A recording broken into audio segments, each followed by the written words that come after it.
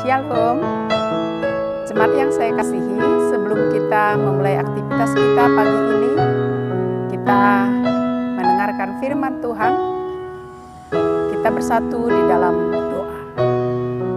Terima kasih Tuhan atas kehidupan tenaga baru yang masih kami rasakan hingga pagi hari ini. Kami hendak bersekutu dengan Tuhan lewat mendengarkan firman-Mu, menjadi bekal dalam kehidupan kami.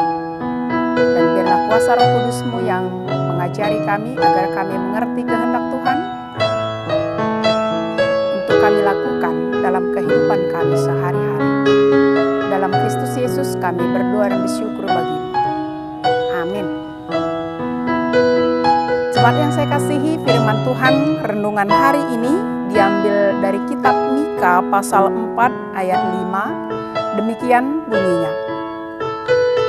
Biarpun segala bangsa berjalan masing-masing demi nama Allahnya, tetapi kita akan berjalan demi nama Tuhan Allah kita untuk selamanya dan seterusnya. Demikian bunyinya. Jemaat yang saya kasihi, kita hidup seperti berjalan menuju suatu tujuan. Tujuan hidup kita, orang yang percaya, sudah pasti adalah masuk surga, memiliki hidup yang kekal. Tentunya kita harus hidup demi nama Tuhan, berjalan bersama Tuhan. Berjalan bersama Tuhan maknanya ada 3. Yang pertama, datang ke rumah Tuhan, beribadah dengan sepenuh hati. Tidak hanya sebatas rutinitas saja atau aktivitas belaka, tetapi ada kerinduan dalam hati untuk bersekutu dengan Tuhan, menyembah Tuhan, mendengar firman-Nya, merenungkannya, dan melakukannya dalam kehidupan sehari-hari. Yang kedua, bersedia dipimpin oleh Tuhan, sehingga kita memiliki damai sejahtera. Saya teringat kepada Bapak Jokowi ketika Bapak Jokowi menjabat sebagai Gubernur DKI Jakarta. Orang yang bersama dengan dia, para wartawan, mereka kewalahan. Kenapa? Karena Bapak Jokowi belusukan di mana saja, kapan saja, dan tidak selalu mengikuti jadwal yang sudah ditentukan atau aturan serta kebiasaan para pejabat pada umumnya. Dan setelah dia menjabat sebagai Presiden Republik Indonesia, para pas-pampres juga kewalahan dibuatnya. Kenapa? Karena ada ucapan Bapak Jokowi seperti ini. Pas-pampres itu harus mengikuti saya, bukan saya yang mengikuti mereka. Saya kan presidennya, masa kan presiden mengikuti bawahannya? Mau diatur oleh bawahannya? Pastinya mereka yang harus mengikuti presidennya. Itu kata beliau. Itu artinya berjalan bersama orang yang memiliki otoritas yang jauh lebih tinggi dari kita. Kita harus berjalan mengikuti apa yang dia mau, bukan dia mengikuti apa yang kita mau. Itu jugalah artinya bila kita berjalan bersama Tuhan, kita harus mengikuti apa yang Tuhan mau, apa yang Tuhan kehendaki, bukan sebaliknya Tuhan mengikuti apa yang kita mau. Kalau itu terjadi, maka kita sudah benar di hadapan Tuhan. Tuhan. Tetapi kalau sebaliknya, kita memaksakan apa yang kita inginkan Tuhan lakukan, maka kita tidak tahu diri sebagai ciptaan Tuhan. Jemaat yang saya kasihi, banyak orang yang merasa dirinya sudah dipimpin oleh Tuhan, tetapi dia tidak sepenuhnya menyerahkan kehidupannya dipimpin oleh Tuhan. Kalau kita dipimpin oleh Tuhan, berarti kita harus menyerahkan sepenuhnya kehidupan kita dipimpin oleh Tuhan. Kita menuruti otoritasnya Tuhan, kehendak Tuhan. Sehingga kehidupan yang kita jalani akan seturut dengan kehendak Tuhan, dan kita juga terus hidup dalam damai sejahtera.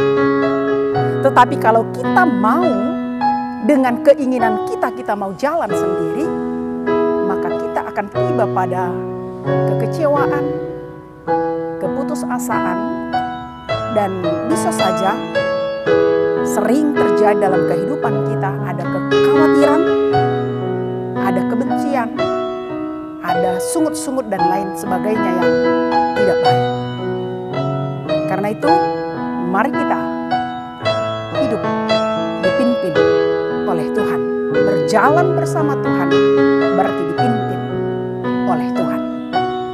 Yang ketiga, memiliki komitmen dan kesetiaan. Berjalan bersama Tuhan juga menghadapi tantangan dan godaan. Tetapi sebagai orang yang percaya berjalan bersama Tuhan itu memiliki komitmen dan kesetiaan hanya menyembah Tuhan, percaya kepada Tuhan yang benar, dan melakukan apa yang Tuhan kehendaki. Kita memang menghadapi banyak tantangan dan godaan. Misalnya di tengah-tengah dunia ini, sepertinya kita melihat orang yang melakukan kecurangan, kejahatan, menyembah Allah-Allah lain. Mereka sepertinya makmur atau lebih makmur dari yang kita lihat yang lainnya, lebih senang hidupnya. Itu bisa membuat kita tergoda. Tetapi sebagai orang yang berjalan bersama Tuhan, memiliki komitmen, kita harus lebih yakin hidup berjalan bersama Tuhan, percaya sepenuhnya kepada Tuhan, mengandalkan Tuhan, itu tidak sia-sia. Itu yang terbaik, karena Tuhan adalah Tuhan yang adil. Dia memberikan yang terbaik bagi kita seturut dengan kehendaknya. Rancangan Tuhan selalu rancangan yang terbaik bagi orang yang percaya kepadanya.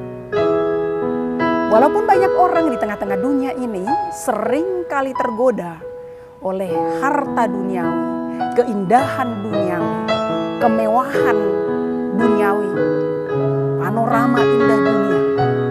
Tetapi kita ingat, itu tidak memberikan kebahagiaan kekal, kehidupan kekal, tetapi hanya memberikan kebahagiaan, kesenangan semua.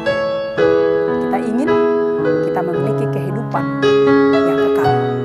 Karena itu, mari kita terus berjalan bersama Tuhan. Dan di dalam perjalanan kehidupan kita, perlu ada kehati-hatian. Dan Yosua mengatakan kepada bangsa Israel pada saat mereka mau memasuki tanah Kanaan, supaya mereka penuh dengan kehati-hatian, sehingga mereka akan berhasil dan beruntung di dalam perjalanannya.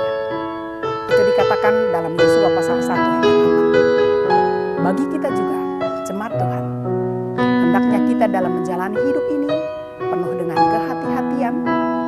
Kita harus terus berjalan bersama Tuhan, dipimpin oleh Tuhan, dan mengandalkan Tuhan saja. Sehingga hidup kita benar-benar berkenan di hadapan Tuhan. Biarpun bangsa-bangsa orang lain mengandalkan yang lain, Allah yang lain, tetapi kita punya Allah yang sangat luar biasa, yaitu yang memberikan yang terbaik, bahkan keselamatan bagi kita, orang-orang percaya kepadanya. Mari kita terus berjalan bersama Tuhan. Amin. Kita bersatu dalam doa. Terima kasih Tuhan atas sapaan firman-Mu. Engkau mengingatkan kami agar kami terus berjalan bersama Tuhan, hidup di dalam pimpinan Tuhan, dan hanya menyembah Tuhan. Agar kehidupan kami benar-benar layak di hadapan-Mu. Berkati juga seluruh jemaat Tuhan dimanapun mereka berada hari ini. Dalam setiap aktivitasnya, Engkau lawat mereka. Yang bekerja, Engkau berikan buah yang baik dalam pekerjaannya. Bagi mereka yang berduka, Engkau hiburkan. Yang sakit, Engkau sembuhkan. Yang kekurangan, Engkau cukupkan segala yang perlu dalam kehidupannya. Dan bagi anak-anak Tuhan yang dalam studi, Engkau berikan semangat belajar, keberhasilan, sehingga mereka semakin bersukacita dalam hidupnya.